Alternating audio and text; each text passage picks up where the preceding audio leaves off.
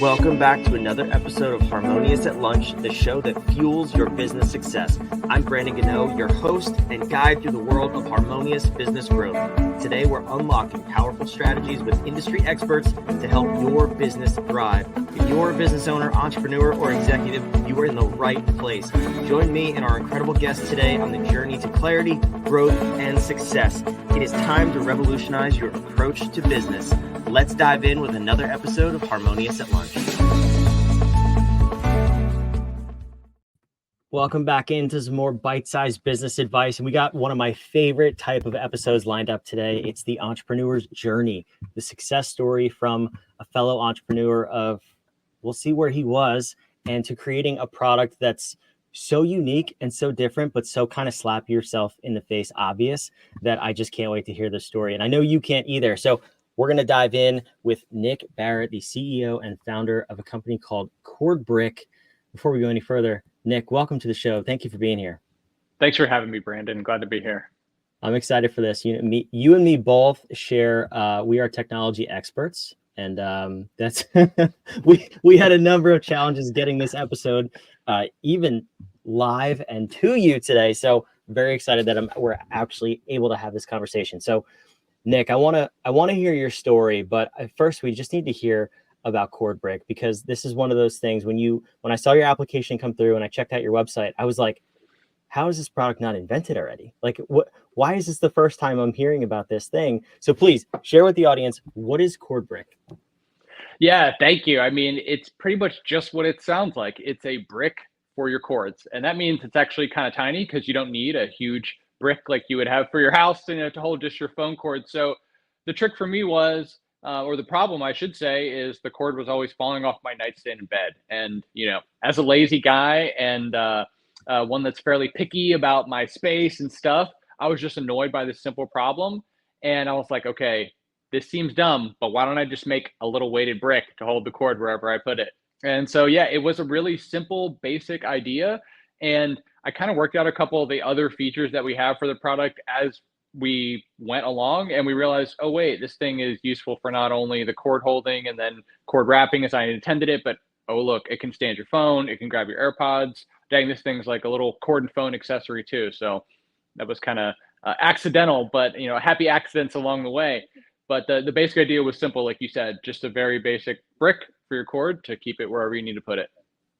Yeah, I'm going to go ahead and not show you my desk right now. Let's just say I could use a brick or two. But I'm curious, though, because you see products like this and you have that reaction, right? That I said, it's like you kind of slap yourself like, why did I not think of that is one.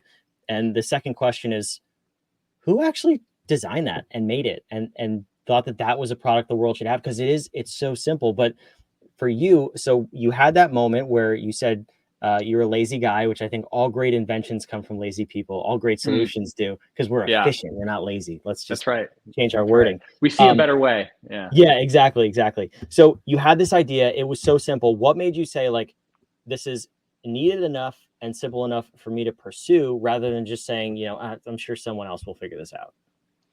Yeah, I think actually what you just said is really interesting. You said, how did this not already exist? When I saw it, it was so obvious that this should be a product. And first of all, thank you very much for saying that. I think at first, a lot of people started saying that to me when I was selling the first version I did at a flea market. And I was like, are you saying, I didn't really know what to take from that. Like, are you saying that this product is too simple? Is it dumb? Is it are people going to laugh at people who use it or something? But no, I mean, I think the other side of that coin was what they were saying to me was it made sense to them. The brand, the CordBrick, the shape of it. All right. So full disclosure, a little bit of tech issues here, but Nick, I love the product. I love the creation of it. You talked about the simplicity of it and the laziness of it, which is kind of two separate things. So you saw that this was a need, at least in your life, and then you saw how simple it was too. The common question would be, or the thought would be, how is this not created already? And then, which is probably really easy to just brush it off to the side and never think about it again. You obviously took the approach of saying, well, I'm going to do something about it. So tell me about that process, because it's one thing to say, to have an idea about a product, but then you've gone full blown, you created a company around it, you have this product now, you're selling it. What was that path like for you?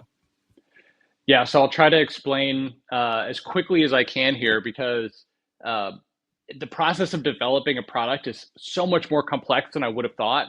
One of the reasons that I tried to create this product was, I'd had a lot of ideas, but I kind of realized that this thing was small and should be relatively inexpensive to make. And I thought, okay, I can actually start a business that is this inexpensive because it's not like I'm trying to build a car, right? I mean, the first prototype for a car, how much is that going to cost? Hundreds of thousands of dollars to try to manufacture that thing. And I'm like, okay, I just got a tiny little thing. Like, I can definitely launch this business with the no money that I have. Now, one thing I didn't also understand was getting back to the manufacturing. um, I didn't know how to manufacture anything. So actually, I didn't bring in any preconceived problems in manufacturing. I just decided to try to make the product exactly as I envisioned it. Little did I know that there has to be compromises when you're trying to manufacture something because almost never can a product be manufactured exactly as it's originally ideated and designed. Um, there's limitations that come into manufacturing. There's this term called DFM, design for manufacturing. And that means that you have to consider things that create added expense or problems or extra time or extra labor in the manufacturing process to try to get the features that you want out of it. So I didn't bring any of those in. So I pretty much was able to kind of create something that was, I think, a little better designed for with the customer in mind. Because if you actually look at some of the other products that are on the market, at least the way I look at them now, they're really designed with the manufacturer in mind. The manufacturer is trying to create something that's the lowest possible cost, but that comes at a compromise for what the customer really wants. Which I think is a great metaphor for building a business, right? I mean, a lot of people, when they go to start a business, or even if you have an existing business and you're going to add an additional service or additional products to that business, you tend to think about it from an efficiency perspective from your end, like how can I deliver this product or service? And we don't necessarily always design the perfect end result for the consumer. So that almost naive mindset of not knowing what is possible or what is not possible, how did you leverage that throughout the process as you started to learn things and you're developing this product? Like, how did that actually help you to create a better product for the end user? Yeah, I mean, innovation dies at big companies, right? It's not unique that small companies innovate new products. I think that's a very commonly seen thing in the market. And I think that limitation is what really breeds necessity, right? If you don't have unlimited resources, you just have to do with what you have to make what you want. And when you have a problem that you personally are experiencing, there's no one who understands that problem better. And then, so I think when you have the idea for the solution, I think, you had asked, maybe it was even off air, but you had asked me, how do you go about even starting and creating this? And so, it seems crazy. You just start, right? You have to actually start trying. You got to start doing it. You got to start talking to people about it. People are like, oh, I don't want to share my idea. No, no. Trust me, the idea that you first come up with will not actually be what you end up making. You need people to poke holes in your idea and your solution for it because you've got to figure out a number of different things. What are the problems people are going to see with that I don't see? And then, maybe some of those people are going to be your customers, but maybe some of them are not. So then you got to find who exactly your customer is, because the first two things you think of when you start a business are who is my customer and what are they going to pay for it, and then how am I going to exit the business? What's my plan to get paid, to get out, to not make myself expendable? Because I think with any business, you never want to have to be the person who does all the work. It's different when you're building a personal brand, maybe as a podcast. I mean, you can tell me from that perspective, but for me, I want to make myself expendable. I want the company and the brand to basically launch products on its own without me needing to do that. So that's kind of the goal in mind that we're trying to move towards. Yeah, no, that's an interesting way to look at it too. Full disclosure, this is not this is not my full-time gig here. We we have a consulting business where I'm able to do that because we begin with that end in mind. And that's what we say to our clients all the time is if you are the one responsible for the delivery of the product or service, you're in a very dangerous position. You actually can't scale. You need to be out of delivery as much as possible. It's the only way to scale your business. And that's a perfect question to ask yourself. I'm glad you brought that up about the exit. It's inevitable, right? It's either your business is going to either fail, you can pass it to a generation, you can sell it, or you can close it down. I mean, there's very limited options about what is next for a business, but ideally you set yourself up for optimal success from the beginning. So um, I want to get there and kind of where you're looking at taking this business, but I'm also curious about the path to get here because so you go through the development process, you have a product, it's now ready to bring to the market. What does that look like? Because the other thing is you mentioned a car. People already drive cars. They know they need cars and they're used to buying them, they're used to seeing them. Whether they look different or do different things is a totally different story.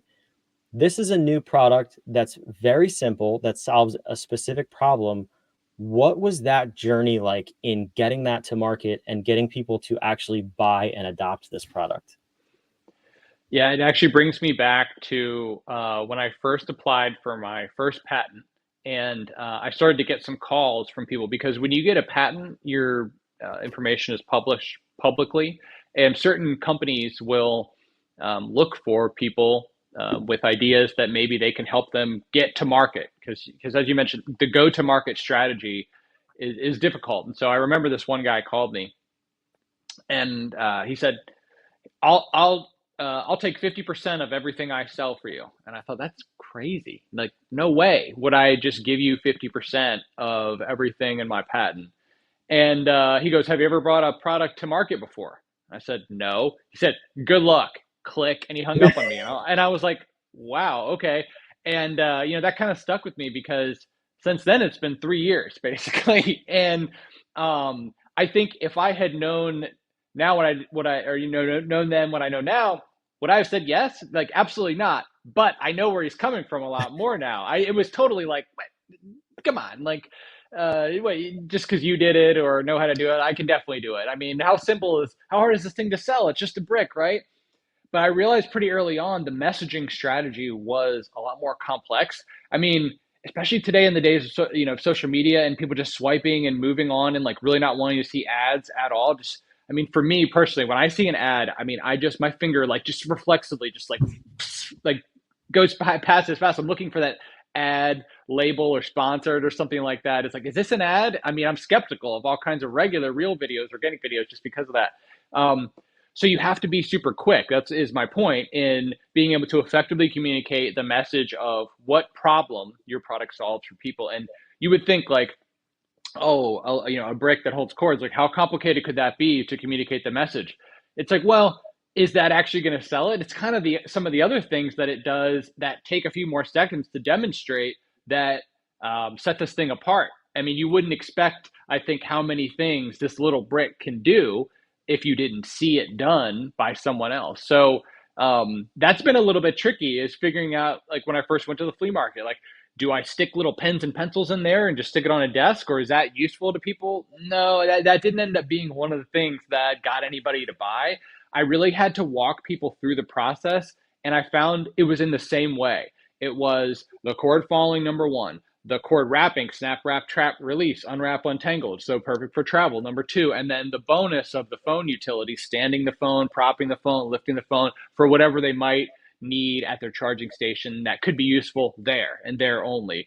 I try not to sell it as like a tool for your car, for instance. It's weighted, so it's a little heavier. You don't necessarily want to bring it, except at least for me when I put it in my backpack. That's no problem. It's not quite so heavy. You don't want to bring it like in a pack like that. But for me, it's not ideal for the car. I would design a different product for that. So it's like, how do you sell it? How much emphasis do you put on each feature? These things are not that easy to decide, and you have to test and figure it out. And then there's a lot more from there in getting the product to market. For us, we have three different channels. We've got our direct to consumer channel, Amazon.com. We've got our and then cordbrick.com, our retail channel through, we're selling into 500 Lowe's stores this year. And then we've got a promotional channel where we put logos on here too. So people use it as a branded giveaway for trade shows and things like that. So actually going to market in each of those channels is a little bit different as well. Yeah, I'm curious how you kind of identified how you got there, because the flea market, it sounds like, really was just product testing and Yeah, idea message testing, all that fun stuff. Obviously, it's not scalable, right? You can't just go to flea markets all over the world. right. But those, I mean, those are big channels, especially get into Lowe's. I actually have a background in the promotional products industry, huge opportunity there. So those are two really good channels. And then direct to consumer, how do you find ways to quickly capture the consumer's attention? And where are you meeting those consumers? Because that the process to identify that is what I personally see that holds up a lot of small businesses, because they think they need to be all places at the same time to all people. And what you just told me is the exact opposite. Is like you found specific locations to connect with your customers. So how did you go through that process? Yeah, I mean, we're still going through that, right? We're in that growth stage right now. I wouldn't say we're scaling because we still need me for everything. We just launched the second product, Desk Brick, which is basically a bigger version of Cord Brick, more for your desk, kind of similar features, but done in a little bit better way, more expensive product. So, our goal is to increase our average ticket. We want to sell premium products. I'm not trying to compete with, different, what some people would call Chinese knockoff brands and stuff that's not high quality for customers. I want something that people will remember and because it's quality. So we're currently going to market in the direct to consumer channel by building specific landing pages and funnels, not for search. We're driving advertising traffic there and trying to use social media, which has gone up in cost an incredible amounts, particularly since COVID. But that was one of the reasons that we went into the retail space, because we realized this is an impulse buy. As you mentioned earlier in the conversation, people don't know they need it when they're introduced to it. They totally get it. They see cord brick. It doesn't, not a lot of, the logo itself does a lot of the messaging, I think, for a lot of people. A bunch of people get it just by its name. Some people need a little more explanation, but of course, that's the way it is, for anything. But so, we went to trade shows and we were able to kind of capture some people and buyers that way and just get the brand out there, test their number of locations, see what stores the product is selling through. We sell into hospital gift stores. We're in other hardware stores, small electronic stores, phone accessories, things like that. And then, as you mentioned, the promotional space, I knew from a long time ago, people were asking me, could they put their logo on this? Because I'd love to hear more what you would say about how we could get into that space. But I think it's going to be huge because promotional is always looking for a new product, something that people will actually use that's decent quality and that's low cost. So this kind of meets all of those check boxes for promotional. I get a little concerned personally about the promotional space because as a giveaway, I'm not sure how much value people perceive in items that they're just given rather than if they purchase them. So for someone who's trying to create a brand, I hope that wouldn't deteriorate our perceived quality in the space. So we're testing it though, because I definitely think that this thing it's great real estate on nightstands and desktops and stuff like that. And there's not a lot of products that are similar in that way in terms of where they can kind of reach the customer. So. Yeah, it's an interesting space to be in. Biggest buyers are corporate. So it sounds like maybe not cord brick, but the desk brick would be the better solution for them. But because then it's in the office or it's on their desk if they're working at home, those kind of things. But otherwise, yeah, you hit the boxes on the head. That's what people are looking for in that space in particular, and it's different and unique. But it's the one key is that people will use it, and that's I think the coolest feature for you is like it's so simple, but people will use it, and it's not one of those things that they're going to look at, a pen, a mug, a frisbee. Like you look at these things, you're like, okay, they live their life. I can throw them out now. Like this is one that, no, I'm moving my computer. I'm going to bring my desk brick with me. Like I need, Yep. I need that cord organization with me. So it's a really, really cool product for that. So I'm curious. Thanks. I mean, we've looked at how you got here, and I hinted at this before. You hinted at it too. The exit. I'm curious. What's next? Like, how are you planning to grow this brand, and then obviously get it out from requiring your input so much?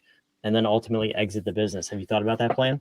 Yeah, it's an ongoing process. I'm learning a lot. I mean, this is my first startup that I've been in charge of or been a part of, really. I worked for small companies, I worked for large corporations, but I never really have been in a managerial role before this. I had a lot of different jobs. I don't really know what I wanted to do for a long time. And I think that's kind of what led me to entrepreneurship was I was interested in so many things. And I really enjoy so many parts of running this business and things I get to learn, being the one in charge and deciding what to do. Um, so the brand acquisition has been my exit strategy from the beginning. I pretty much knew that I'm not obsessed. I like organization, but I'm not so obsessed that I want to do core organization and desktop organization, other similar things like that for the rest of my life. I think as I mentioned earlier, this product I knew I could launch a company with, and I've pretty much done that. Now, the next step is, how do we get paid from that? Because we've invested a lot more money than we've made to this point, admittedly, and for good reason, because we've been growing, and so we've been proving as we've grown that we've made a lower cost product for better quality, and generated more sales out of it, launched an additional product that people are liking, and as you said, has potential in multiple channels. So we're showing and proving over time, and that's why we're growing and investing more in the company. But that does need to lead to some kind of a partnership or acquisition or something, I think, to make the most sense so that I can kind of go do what I really want to do, which is start some other businesses, and get those other ideas out there and hopefully create value for other people in the world.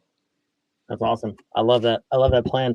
This was a cool interview. I love seeing how people bring their ideas from, that morning idea that kind of seems like something stupid to actually building a company around it and growing it, scaling it, and becoming the entrepreneur that you never know you were. A super cool story, Nick. So thank you for being here. But I love to end these episodes with a question, but from you. So the whole point of listening to these episodes, any podcast, in my opinion, is to get an idea that helps grow your business, helps you scale. Think about something differently, whatever that may be. We believe that powerful questions get powerful answers.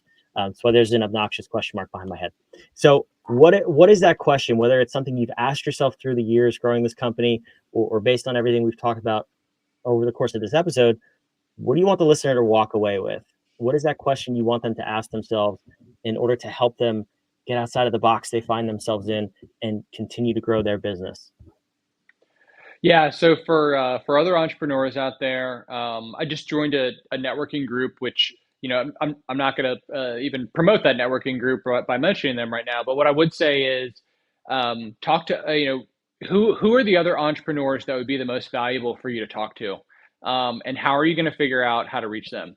Because I believe that one of the best lessons I've learned over the past couple of years, I think particularly since COVID, is what are you aiming at? How can you figure out where you need to go? And I think for entrepreneurs, the best way to do that is to kind of figure out who else has done it before, because there are other people usually that have walked the path, and there's no one that will teach you more and give up information. I think basically freely usually than people who have done something similar. So who are those people and how can you identify them, and then how can you reach them? Because you think, oh, these people are out of reach. There's no way.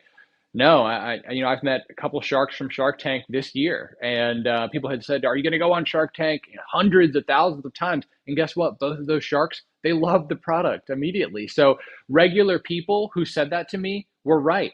They knew, they could see. I mean, just Joe Schmo walking by at the flea market, has a flip phone. He's like, "You go on a Shark Tank with this?"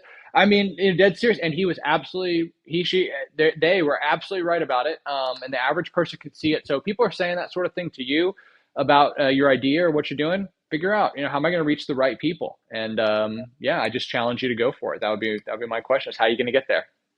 That's a powerful question. Yeah, there's immense power in community and relationships, and you can't you can't probably spend more time doing anything better than connecting with the right people, because connections are what's going to help you grow your business. And who knows, maybe they're the solution to provide that acquisition or merger for your company. So whether you, Nick, or you, the listener, wherever you are. So I love that. Nick, thanks for being here. I put your website on the screen, actually, wherever you're watching or listening, it's down below. Nick was gracious enough to offer us a discount. If you use code BRICK20 on the website, you can get as many as you need. Why not one for every room of the house, plus your desk, plus your car. Get them for everywhere. They're 20% off. Nick, thanks so much for being here. I appreciate it. Thanks, Brandon. For those of you watching, listening, wherever you are, make sure you subscribe. We want to continue to bring this daily nonsense of Harmonious at Lunch, where we hope at least a little bit you learn how to run your business and grow to that next level. Get outside of whatever's holding you back. Get your business where you need to be so you can get that time freedom back that we all started our business for. We'll see you on the next episode of Harmonious.